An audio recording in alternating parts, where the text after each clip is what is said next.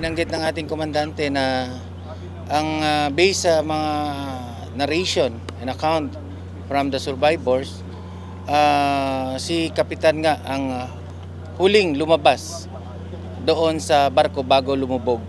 So after noon, hindi na nila nakita si Kapitan kasi nung nagsitalunan na nga yung mga ibang crew kasi per instruction ni Kapitan na mag-abandon ship na sila. So siya ang huling lumabas sa barko.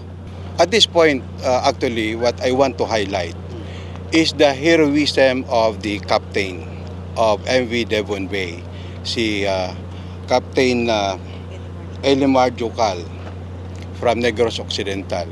Hindi niya po pinabayaan ng kanyang mga kasamahan. Hindi po siya naunang umalis ng barko.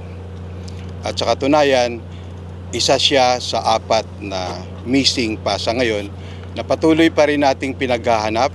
Mayroon po tayong Coast Guard aircraft na nasa area at mayroon pa tayong isang barko din na patuloy na nagkakandak ng search and rescue operations. It is very basic that the captain should be the one to leave his ship, and he just demonstrated as expected.